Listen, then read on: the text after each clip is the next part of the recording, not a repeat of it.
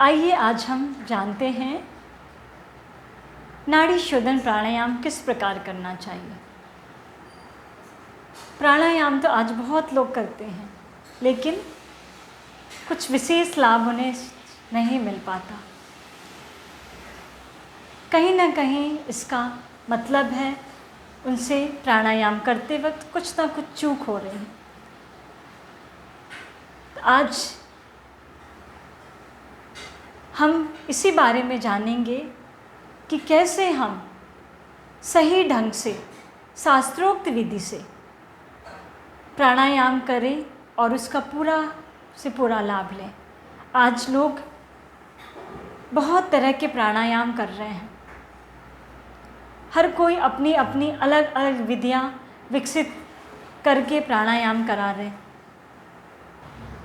इससे लाभ तो शायद कम ही हो रहा है, हानियां कई तरह की हो रही हैं। तो आप सभी से विशेष अनुरोध है कि आप कभी भी यदि प्राणायाम का अभ्यास करने जा रहे हैं तो आप शास्त्रोक्त विधि से ही प्राणायाम करें जो शास्त्रों में बताए गए हैं। अन्य दूसरे प्राणायाम से आपको कई तरह की हानियां भी होने की संभावना रहती है। तो आज इसी में से एक हम जो सभी प्राणायामों से पहले किया जाता है, नाड़ी शोधन प्राणायाम, यह सभी प्राणायाम से पहले किया जाने वाला प्राणायाम है।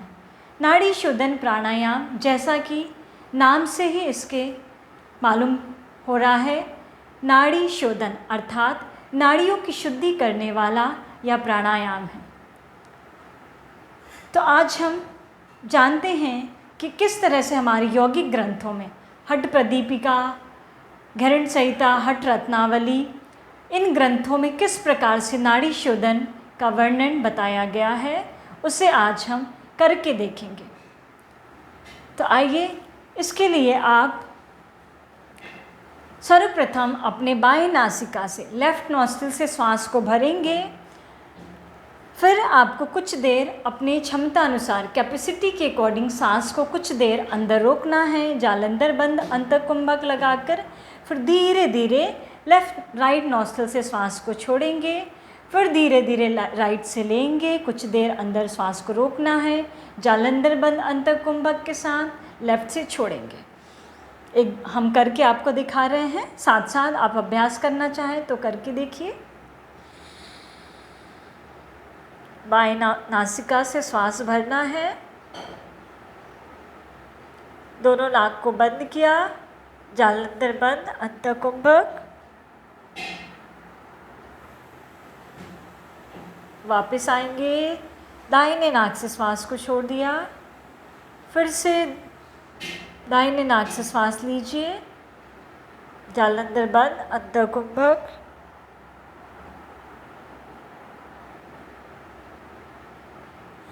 लेफ्ट से छोड़ दिया। इस तरह से बाएं नॉस्ट्रिल से लेफ्ट नॉस्ट्रिल से एक बार आपको श्वास भरना है। अपनी कैपेसिटी के अकॉर्डिंग श्वास को आपको अंदर रोकना है, जितनी देर आप रोक पाएँ, जालंधर बंद अंतकुंभक के साथ। फिर वापस आके आपको लेफ्ट राइट नॉस्ट्रिल से श्वास को छोड़ देना है। फिर से राइट से आपको श्वास भरना है, जालंधर बंद अंतकुंभक लगाएंगे और लेफ़्ट से छोड़ देंगे।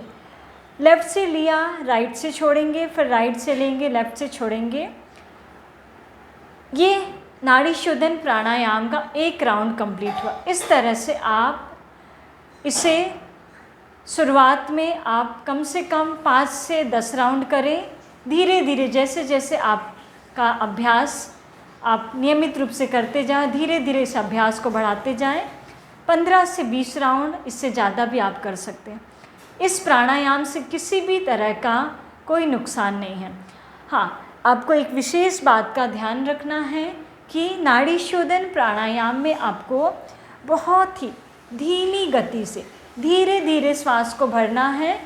आवाज़ नहीं आनी चाहिए आपकी श्वास की, और धीरे धीरे ही श्वास को छोड़ना है।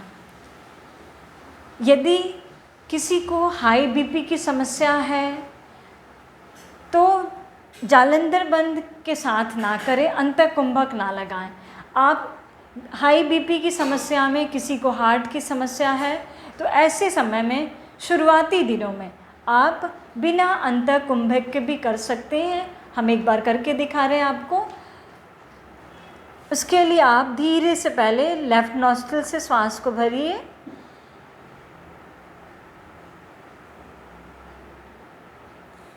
राइट से छोड़ देंगे। फिर धीरे धीरे राइट से श्वास भरिए, लेफ़्ट से छोड़ देंगे। फिर लेफ़्ट से लिया, राइट से निकाल देंगे। फिर राइट से श्वास पूरा भरेंगे, लेफ़्ट से निकाल देंगे। ये नाड़ी शोधन प्राणायाम अभी हमने 2 तरीके से आपको बताया। पहला जो शास्त्रोक्त में वर्णित है, शास्त्रोक्त विधि के द्वारा जालंधर बंद और अंतःकुंभक के साथ में। दूसरा आपको बिना अंतःकुंभक जालंधर बंद के साथ। यदि आपने कभी पहले प्राणायाम का अभ्यास नहीं किया है, शुरुआत कर रहे हैं, या आपको किसी तरह की बीमारी है, तो शुरुआती दिनों में आप बिना अंतःकुंभक के, बिना श्वास को रोके हुए आप प्राणायाम का अभ्यास शुरू कर सकते हैं। धीरे धीरे जैसे जैसे आपका अभ्यास बढ़ता जाए, आपकी प्रैक्टिस होती जाए, लंबे समय के बाद आप फिर जालंधर बंद अंतःकुंभक लगा सकते हैं। यदि आपको हाई बीपी की समस्या है, हार्ट से संबंधित किसी तरह की समस्या है, तो आप बिना कुंभक लगाए, अर्थात बिना श्वास को अंदर रोके ही इस प्राणायाम को करें। किसी विशेष कंडीशन में यदि आपको रोकना है तो अच्छे अपने जो भी आप किसी की मार्गदर्शन में, जो आपके योग आचार्य हैं, उनसे आप परामर्श लेकर ही श्वास को अंदर रोककर इस क्रिया को करें। तो आज हमने यह जाना कि नाड़ी शोधन प्राणायाम किस तरह से किया जाए।